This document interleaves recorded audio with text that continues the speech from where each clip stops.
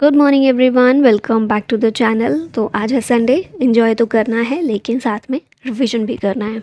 तो पूरे हफ्ते हमने जो भी करंट अफेयर पढ़े हैं यहाँ पर उसका रिवाइज करेंगे। चलिए शुरुआत करेंगे। सबसे पहले डेज और थीम्स हैं। तो इसमें पहला क्वेश्चन है, when is global plastic overshoot day is celebrated in 2023। तो 2023 में ग्लोबल प्लास्टिक ओवरशूट डे इसको सेलिब्रेट किया गया 28 जुलाई को। ये दिन क्यों मनाते हैं? तो ये ऐसा पॉइंट होता है, साल का ऐसा पॉइंट होता है जब the amount of plastic waste generated exceeds the world's capacity to manage it. हम इतना प्लास्टिक पोल्यूशन कर देते हैं कि उसको मैनेज करने की कैपेसिटी क्रॉस हो जाती है। जैसे हम अर्थ ओवरशूट डे को भी सेलिब्रेट करते हैं। उसका मतलब ये होता है कि 12 महीने पूरे साल में हमें जितने रिसोर्सेज का यूज़ करना है, नेचुरल रिसोर्सेज का, अगर मान लीजिए हमने अर्थ ओवरशूट डे जुलाई में सेलिब्रेट किया, ऑब्ज़र्व किया, तो जुलाई में अगर ऑब्ज़र्व किया, इसका मतलब है जो 12 महीने हमें नेचुरल रिसोर्सेज का इस्तेमाल करना था, उन सभी का हमने जुलाई तक में ही इस्तेमाल कर लिया है। तो आगे के 6 महीने जो हैं हम एक्सीड करने वाले हैं, जो इस साल के लिए नहीं थे उनको हम इस्तेमाल करेंगे अब। ठीक है, इसी तरह से ये प्लास्टिक ओवरशूट डे है। हर कंट्री का एक अलग प्लास्टिक ओवरशूट डे होता है जो कि उस कंट्री की मिसमैनेज वेस्ट इंडेक्स के ज़रिए डिटरमाइन किया जाता है, लेकिन ग्लोबली इसको 28 जुलाई को ऑब्जर्व किया गया। World wide web day WWW day is celebrated on which date? तो इसको 1 अगस्त के दिन सेलिब्रेट किया गया to mark the invention by Tim Berners Lee. Tim Berners Lee ने WWW का इन्वेंशन किया था ना, और कब किया था? 1 अगस्त 1991 को। तो इसी को मार्क करने के लिए ये दिन सेलिब्रेट होता है। When is world breast feeding day 2023 being observed? तो ये जो वीक है, ये वीक आएगा। वीक जो है ये ऑब्ज़र्व किया जाता है 1 से 7 अगस्त के बीच में, इसको ऑब्ज़र्व हम लोग कर रहे हैं। इसकी थीम क्या रखी गई है? Protect breast feeding a shared responsibility. WHO और यूनिसेफ आपस में कोऑर्डिनेट करके इस वीक को ऑब्ज़र्व कर रहे हैं। ठीक है, अब यहाँ पर क्योंकि अगस्त महीने की तो शुरुआत ही हुई है, तो जुलाई के हम कर लेते हैं रिवाइज। 1 जुलाई को होता है नेशनल डॉक्टर्स डे और GST डे। 4 जुलाई को है USA का इंडिपेंडेंस डे। 11 जुलाई वर्ल्ड पॉपुलेशन डे, थीम है इसकी unleashing the power of gender equality. 12 जुलाई को होता है इंटरनेशनल मलाला डे। 14 जुलाई को बेस्टाइल डे। 15 जुलाई को वर्ल्ड यूथ स्किल्स डे, इसकी थीम थी skilling teachers, trainers and youth for a transformative future. 17 जुलाई को world day for international justice. 18 जुलाई को नेल्सन मंडेला इंटरनेशनल डे और 23 जुलाई को होता है नेशनल ब्रॉडकास्टिंग डे। नेक्स्ट है 24 जुलाई इनकम टैक्स डे। 26 जुलाई कारगिल विजय दिवस। 27 जुलाई CRPF रेजिंग डे। 28 जुलाई वर्ल्ड हेपेटाइटिस डे, इसकी थीम है वन लाइफ वन लिवर। 28 जुलाई को world nature conservation day, theme है इसकी forest and livelihoods, sustaining people and planet. और 29 जुलाई को international tigers day. Next category पर आते हैं जो कि है स्टेट्स के करंट अफेयर्स। तो पहला क्वेश्चन है, according to a recent report which state has the maximum number of billionaire legislators? तो ये स्टेट है कर्नाटका, जहाँ पर maximum number of billionaire legislators पाए गए हैं। और ये रिपोर्ट किसने पेश की है? Association for democratic reforms ADR के द्वारा ये कंप्रिहेंसिव एनालिसिस किया गया है MLAs के एसेट्स का। कर्नाटका में सबसे ज़्यादा है, फिर सेकेंड नंबर पर उत्तर प्रदेश है, जहाँ पर highest number of billionaire MLAs और पर MLA हाईएस्ट एवरेज एसेट्स पर MLA भी पाया गया है। Which state government will set a national center of excellence for badminton? Badminton के लिए नेशनल सेंटर ऑफ एक्सीलेंस ये असम के द्वारा सेटअप किया जाएगा। वर्ल्ड क्लास फैसिलिटीज़ जिसमें प्रोवाइड की जाएंगी, और इसके लिए Assam government badminton association of India के साथ MOU पर साइन किया है असम गवर्नमेंट ने। Which state or UT saw the highest number of deaths due to rabies in the country in 2022? तो रेबीज़ की वजह से हाईएस्ट नंबर ऑफ डेथ 2022 में देखी गई है नई दिल्ली में। ऑप्शन A करेक्ट है। कितनी देखी गई हैं? 48। फिर उसके बाद सेकंड पर है वेस्ट बंगाल, जहां पर 38 डेथ्स हुई हैं ड्यू टू रेबीज़। और आंध्र प्रदेश, कर्नाटक और महाराष्ट्र, इन तीनों में 29 डेथ हुई हैं रेबीज़ की वजह से। वर्ल्ड रेबीज़ डे होता है 28 सितंबर को, और 2022 की थीम है rabies, one health zero deaths. इस हफ्ते स्टेट गवर्नमेंट की कोई स्कीम नहीं थी, तो सेंट्रल गवर्नमेंट की एक स्कीम की बात हुई है बस। उसको देख लेते हैं यहाँ पर। How many scholarships are planned to be offered through the PM Yasasvi scholarship test. तो हमारी जो नेशनल टेस्टिंग एजेंसी है उसके द्वारा ये स्कॉलरशिप टेस्ट को कंडक्ट करवाया जाता है, पीएम यशस्वी स्कॉलरशिप टेस्ट। और इसके तहत कितना अमाउंट ऑफ़र करने का प्लान किया है? 15,000। 9th से 12th क्लास तक के बच्चों के लिए ये स्कॉलरशिप टेस्ट है under the PM young achievers scholarship award scheme for vibrant India. Next आते हैं फर्स्ट इन इंडिया पर। तो इसमें पहला क्वेश्चन है, which city will become countries first septic tank free city. ये सिटी है नवी मुंबई, ऑप्शन सी यहाँ पर करेक्ट है। कंट्री की पहली है to be septic tank free and have toilets in 100% of house holds.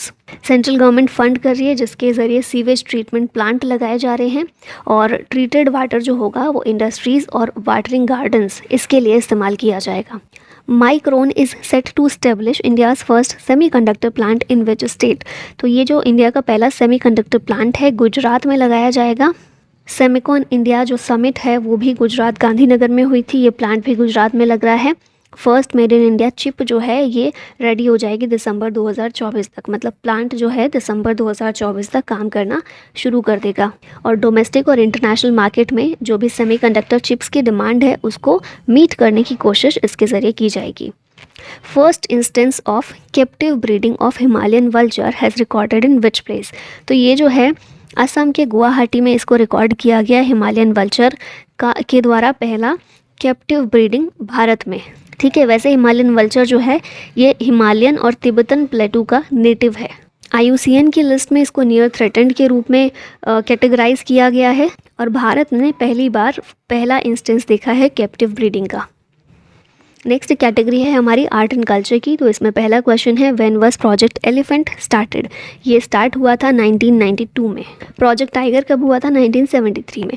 अभी क्या हो रहा है कि हमारे जो मेजर कंजर्वेशन इनिशिएटिव हैं प्रोजेक्ट टाइगर और प्रोजेक्ट एलिफेंट, इन्हें मर्ज किया जा रहा है under a new division called project tiger and elephant division by the environment ministry. इस मर्जर का क्या एम है? इन दोनों को मर्ज करके ये इंश्योर किया जाएगा कि कोई भी ऐसा एरिया है जहाँ पर ओवरलैप कर रहा है कि वहाँ पर एलिफेंट भी हैं, टाइगर भी हैं, दोनों का कंजर्वेशन करना है। तो अलग अलग प्रोजेक्ट से करने की बजाय एक ही प्रोजेक्ट उसके लिए चलाया जाए उन एरियाज़ के लिए और साथ मिलकर दोनों को कंजर्व किया जाए। ठीक है, एनवायरनमेंट मिनिस्टर हमारे इस समय हैं Bhupendra Yadav. Which state celebrated आदि पेरुकू फेस्टिवल रिसेंटली। तो ये जो फेस्टिवल है रिसेंटली तमिलनाडु में सेलिब्रेट किया गया। इसे पथिनेत्तम पेरुकू के नाम से भी जानते हैं। मॉनसून सीज़न को ओनर करने के लिए और सॉइल की फर्टिलिटी को ओनर करने के लिए इसे सेलिब्रेट किया जाता है। ठीक है, एग्रीकल्चरल फेस्टिवल की तरह ये है बेसिकली।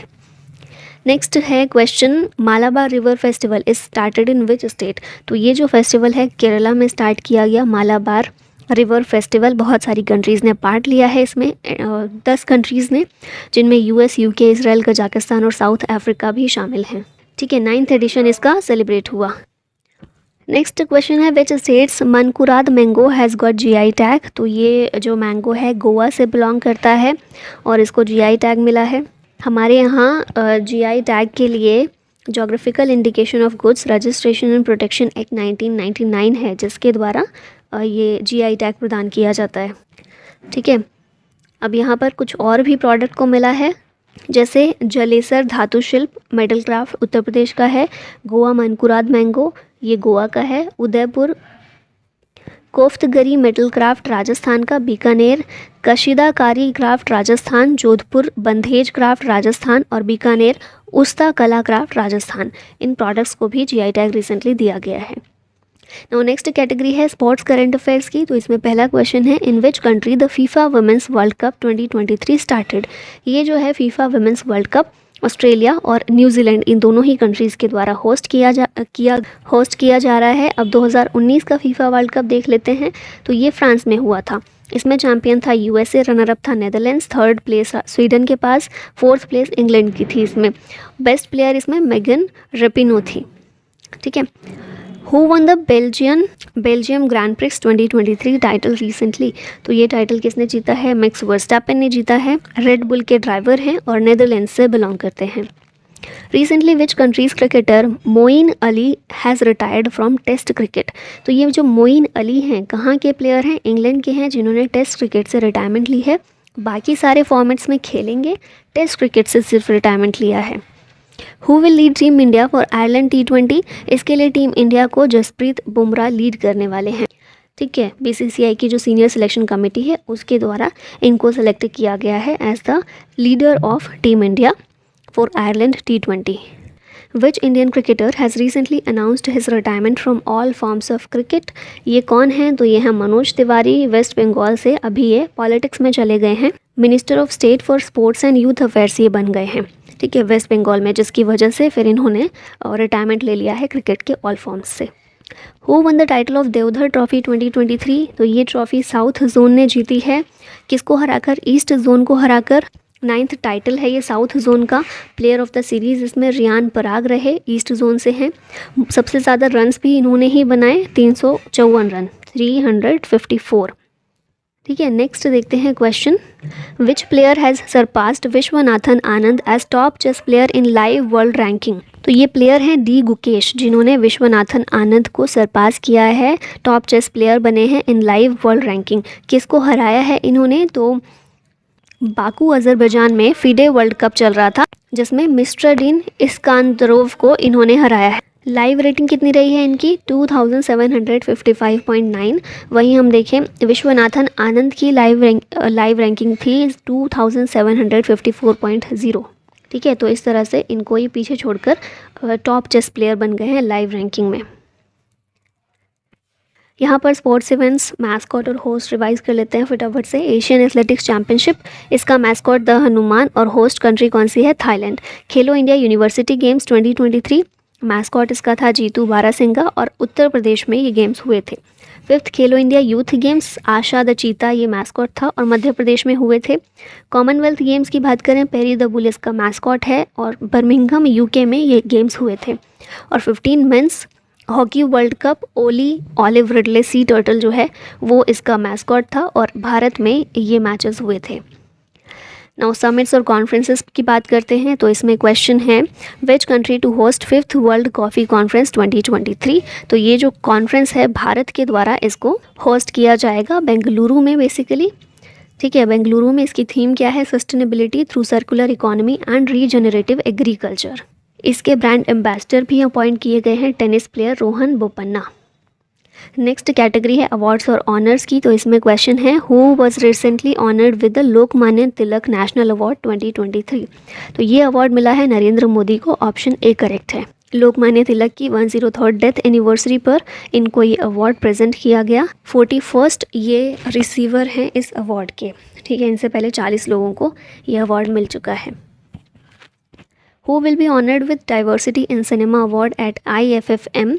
तो ये जो डाइवर्सिटी इन सिनेमा अवार्ड है मृणाल ठाकुर को दिया जाएगा। IFFM क्या है, Indian film festival of Melbourne.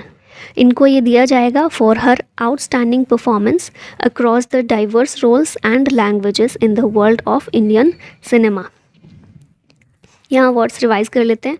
Lokmanya Tilak national award हमने अभी देखा। महाराष्ट्र गवर्नमेंट उद्योग रत्न अवार्ड रतन टाटा को मिल रहा है। Miles Franklin literary award Shankari Chandran को मिला फॉर चाय टाइम एट सिनेमन गार्डन्स के लिए। International Eni award Thalappil Pradeep को मिला है, ये IIT मद्रास के प्रोफेसर हैं। Economic times HR world future skills award NTPC limited को। Golden peacock environment management award Adani transmission limited को। Skoch award Jammu Kashmir rural livelihood mission को। अब आते हैं नेक्स्ट कैटेगरी पर जो कि है बुक्स एंड ऑथर्स की। तो इसमें पहला क्वेश्चन है who is the author of the book how prime ministers decide. तो इस बुक की ऑथर है नीरजा चौधरी। ठीक है, ऑप्शन बी। और कांग्रेस पार्टी के लिए बेसिकली बताया गया है कि किस तरह से प्राइम मिनिस्टर डिसाइड किए गए हैं टाइम टू टाइम। ठीक है, नेक्स्ट है कैटेगरी अपॉइंटमेंट्स की। तो ज़्यादा क्वेश्चन इसमें भी नहीं है। Who took charge as the secretary of telecom department. तो आंसर होगा इसका अपूर्वा चंद्रा। ये पहले से भी इंफॉर्मेशन एंड ब्रॉडकास्टिंग सेक्रेटरी हैं और एडिशनल चार्ज इनको डिपार्टमेंट ऑफ टेलीकम्युनिकेशंस का भी दिया गया है। नेक्स्ट है who is the current union cabinet secretary of India. ये कौन है, ये है राजीव गौबा और पहले से ये हैं, अभी फिर से 1 साल के लिए इनका टेन्योर बढ़ा दिया गया है। ठीक है, ना यहाँ पर रिवीजन कर लेते हैं। आरपीएफ के डीजी हैं Manoj Yadav, Indian coast guard के डीजी हैं राकेश पाल, आरबीआई के deputy governor Swaminathan Janaki Raman, BSF के DG Nitin Agarwal, geological survey of India के डीजी जनार्दन प्रसाद, डब्ल्यूएमओ के president doctor Abdulla Al Mandous, पहली फीमेल सेक्रेटरी जनरल डब्ल्यूएमओ की सेलेस्टे सोलो, सेल के एमडी और chairman Amarendu Prakash, central vigilance commissioner हैं प्रवीण श्रीवास्तव, सीबीआई के डायरेक्टर प्रवीण सूद और सीजीए हैं एसएस दुबे। नेक्स्ट कैटेगरी है हमारी साइंस एंड टेक की। तो इसमें क्वेश्चन है what is Akira which was in news recently.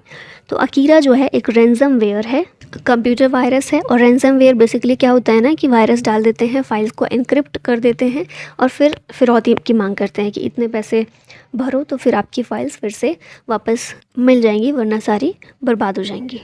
ठीक है, तो अकीरा एक रैंसमवेयर है। नाउ डिफेंस रिलेटेड करंट देखें तो इसमें क्वेश्चन है who has handed over the first radio frequency seeker of Akash to the DRDO. DRDO को किसने हैंड ओवर किया है, तो ये है बीडीएल यानी कि भारत डायनामिक्स लिमिटेड। पहला radio frequency seeker of Akash the next generation weapon system DRDO को प्रोवाइड किया गया है। इसको सरफेस टू एयर मिसाइल्स और एयर टू एयर मिसाइल्स में भी यूज़ किया जा सकता है for target tracking in the terminal phase. International current की बात करें तो इसमें पहला क्वेश्चन है which country has extended its state emergency by 6 month. तो ये जो है कंट्री है म्यांमार, जिसने स्टेट इमरजेंसी को 6 महीने के लिए बढ़ा दिया है। अगस्त के महीने में इलेक्शन वहाँ पर होने वाले थे, लेकिन इलेक्शन में डिले हो रहा था, जिस वजह से फिर से 6 महीने के लिए एक्सटेंड कर दी गई है emergency. World's oldest man Jose Paulino Gomes has passed away at the age of 127। He belongs to which country. तो ये जो है ब्राज़ील से बिलोंग करते थे। 127 साल इनकी उम्र थी। नेचुरल लाइफस्टाइल उन्होंने हमेशा जिया है, इंडस्ट्रियलाइज प्रोडक्ट को अवॉइड किया है, जिस वजह से ये इतने साल तक जी पाए हैं, 127 ईयर तक। Which is the top source market for tourism in Sri Lanka. Sri Lanka में टूरिज़्म के लिए टॉप सोर्स मार्केट है भारत। और यहाँ पर डेटा भी दिया गया है कि इस साल में 1,39,000 लोग ऐसे हैं जिन्होंने अराइव किया है श्रीलंका के लिए, वो गए हैं। Tourist arrival from India Sri Lanka में इतना रहा है। अब ज़्यादा क्वेश्चन तो नहीं है तो रिवाइज कर लेते हैं कुछ पुरानी चीज़ें। जेम्स स्किया यूके से हैं, आईपीसीसी के नए चेयरमैन इनको बनाया गया है। कंबोडिया के पीएम अभी तक थे हुन सेन, इन्होंने अपने बड़े बेटे हुन मानेत को कंबोडिया का पीएम बना दिया है।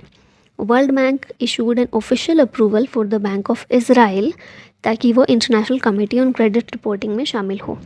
WHO ने आइडेंटिफाई किया है पहला मर्स कोव का केस, कहाँ से, यूएई से। MERS CoV middle east respiratory syndrome corona virus. Russia ने सेक्स चेंज और ट्रांसजेंडर मैरिजेस को बैन कर दिया है और इंडिया ने नॉन बासमती वाइट राइस के एक्सपोर्ट को बैन कर दिया है। अब ऐप्स और पोर्टल्स देख लेते हैं। तो इसमें पहला क्वेश्चन है विच स्टेट गवर्नमेंट लॉन्च्ड अमृत वृक्ष आंदोलन ऐप। इस ऐप को लॉन्च किया है असम ने और बेसिकली इनिशिएटिव एक शुरू करने जा रहा है असम। 17 सितंबर को एक दिन के अंदर 1 करोड़ सेपलिंग्स लगाने का जो एम्बिशियस प्रोजेक्ट है ये शुरू करेगा Assam. The mobile app Rajmarg Yatra has been launched by which authority. तो इसको जो है NHAI national highways authority of India के द्वारा लॉन्च किया गया है। नेशनल हाईवे पर जाने के लिए कुछ भी नेशनल हाईवे से रिलेटेड इन्फॉर्मेशन चाहिए हो तो वो इस एप्लीकेशन के ज़रिए लोग पा सकते हैं। ठीक है, तो इसमें हेल्प हो सके लोगों की, इस वजह से NHAI के द्वारा इसको लॉन्च किया गया है। National commission for protection of child rights has developed मासी पोर्टल फॉर होम। मासी पोर्टल को बच्चों के लिए डेवलप किया गया है। मासी की फुल फॉर्म क्या है, मॉनिटरिंग ऑफ, फुल फॉर्म है इसकी monitoring app for seamless inspection. ठीक है, और जो हमारे चाइल्ड केयर इंस्टीट्यूशंस हैं उनकी रियल टाइम मॉनिटरिंग हो सके, इस वजह से इसको लॉन्च किया गया है, इस पोर्टल को। ठीक है, किसके द्वारा, national commission for protection of child rights. Now next देख लेते हैं, निधन हुआ है नामदेव धोंडो महानूर का।